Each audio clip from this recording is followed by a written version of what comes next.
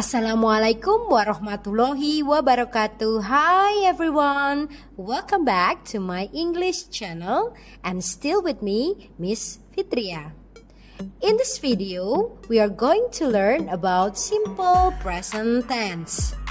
The simple present tense is frequently used in the English language, so it is important for you to understand it well. Hai semuanya, selamat datang kembali di channel Inggris dan masih bersama saya Miss Fitri. Well guys, hari ini kita akan belajar materi baru yaitu tentang simple present tense. Tahukah kamu bahwa simple present tense adalah tenses yang sering digunakan dalam pelajaran bahasa Inggris dan bisa dibilang sebagai dasar dari semua tenses yang ada dan yang akan dipelajari. So, sangat penting bagi kamu untuk bisa memahaminya dengan baik. So, are you ready? Good. Now, let's begin to discuss about simple present tense.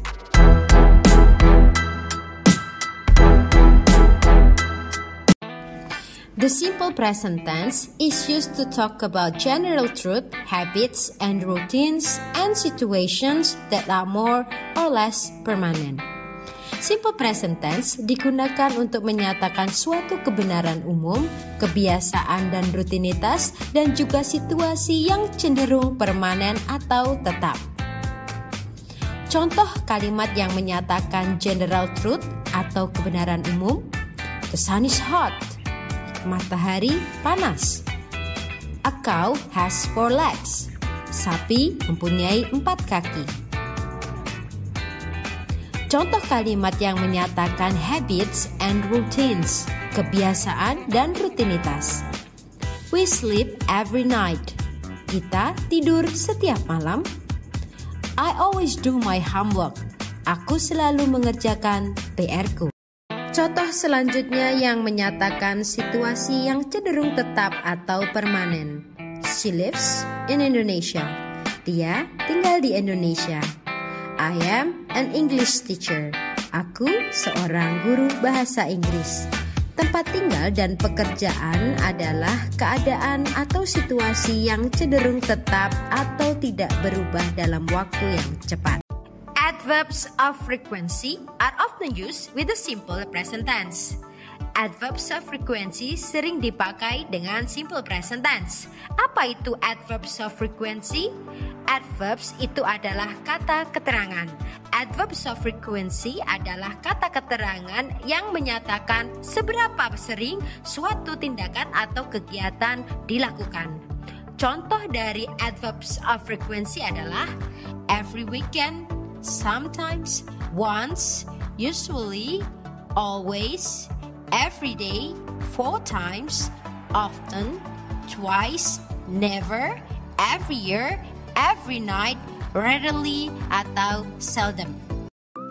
The verb forms of simple present. Nah, selanjutnya kita akan membahas tentang pola kalimat dari simple present tense. Dalam simple present tense, kalimat dibagi menjadi 2, yaitu verbal dan nominal sentence. Apa yang membedakannya? Verbal sentence adalah kalimat yang memiliki kata kerja atau base verb. Jadi dia mempunyai kata kerja dan subjeknya melakukan pekerjaan.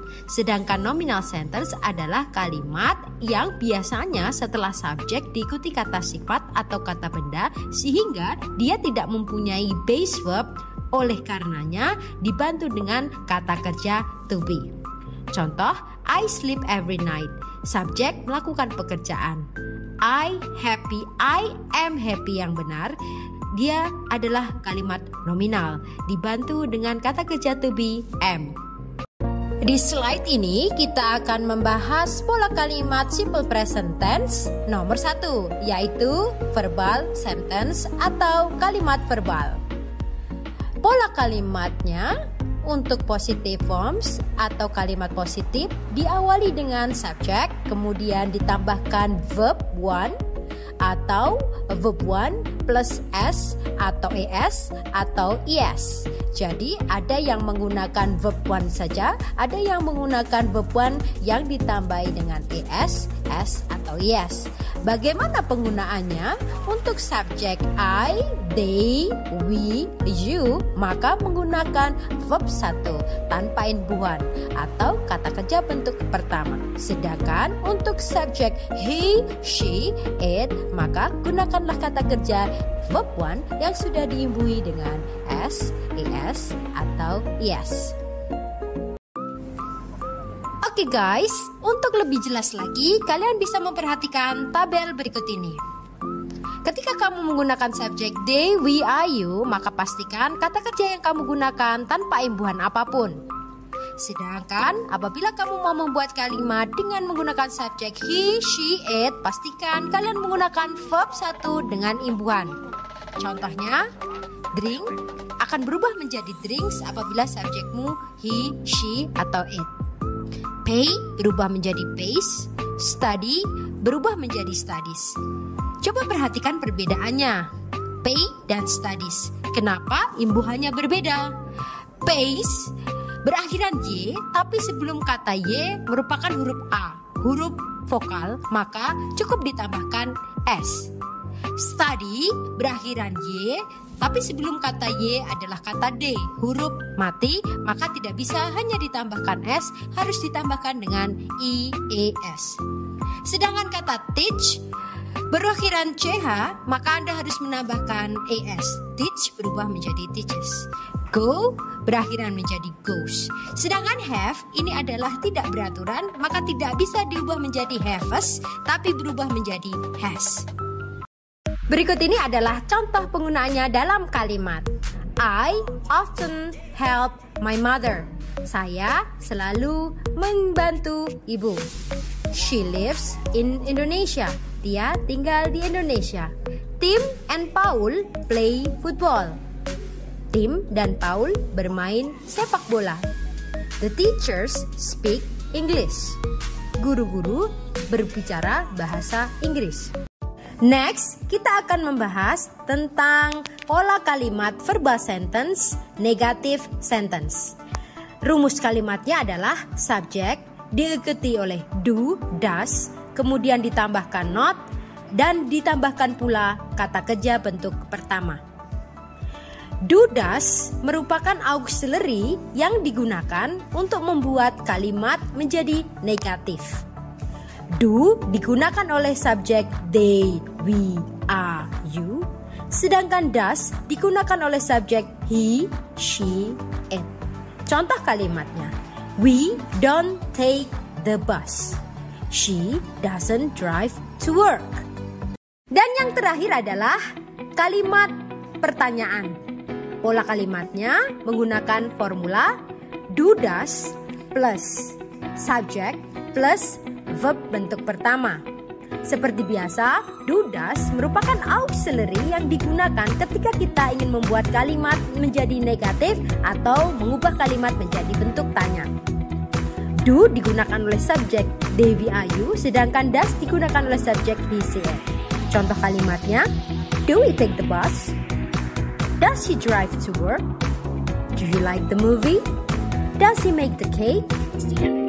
Nah, sekarang kita akan ke latihan soalnya menentukan dia kira-kira itu pakainya itu pakai yang do atau does, verb satunya ada s-nya atau nggak ada s-nya. Kita coba ya. Soal yang pertama adalah Taehyung, sing Sweet Night. Ini. Karena dia Taehyung ini adalah satu orang saja, he, maka kalau di sini hanya he saja, maka dia pakainya adalah verb 1 ditambahin dengan s. Jadi Taehyung sings. Yang kedua, Jin and Suga, dua orang kan, they berarti verbnya tanpa s, bener. Yang ketiga, the cats, ada s-nya di sini. Kalau ada s-nya di belakangnya berarti verbnya nggak usah pakai s. Jadi kalau di depan ini sudah ada s-nya, di belakang nggak pakai s. Kalau di depan udah ada s-nya, di belakangnya nggak usah pakai s. Tapi kalau di depannya tuh nggak ada s-nya, di belakang ditambahin s. S-nya cuma satu aja, nggak usah banyak-banyak, ntar bisa batuk gitu kan. Jadi kalau misalnya di sini udah ada s-nya, di sini nggak pakai s. Yang keempat, he. Read apa reads? Karena dia he cuma satu orang aja, maka verbnya harus ditambahin dengan S. Makanya jadinya he reads novel. Sekarang kita akan mengubah kalimat dalam bentuk kalimat positif menjadi negatif atau interrogatif. Yang pertama adalah Jimin helps, she hopes. Kalau kalimat negatif dijadiin adalah kita tulis lagi Jimin, kita tulis lagi jadi Jimin. Kemudian ada S. Nah, S ini dia akan berubah menjadi does. Jangan lupa ditambah dengan not. Help-nya karena S-nya sudah dia dalam bentuk does, S-nya itu diuraikan dalam bentuk does not, maka kita tulis help tanpa tambahan S, job. Kalau interrogatif, does-nya kita taruh di depan. Nah, does Jimin help, she hope. Itu contoh yang pertama. Contoh yang kedua adalah the students play tennis. The students play tennis. Caranya adalah kita tuliskan lagi the students di sini. Karena di sini play-nya itu nggak ada S-nya, play-nya nggak ada S-nya, maka dia pakainya adalah do not play tennis. Interrogatifnya, do-nya kita taruh di depan. Do the students play tennis. Itu cara mengubahnya. Udah kan?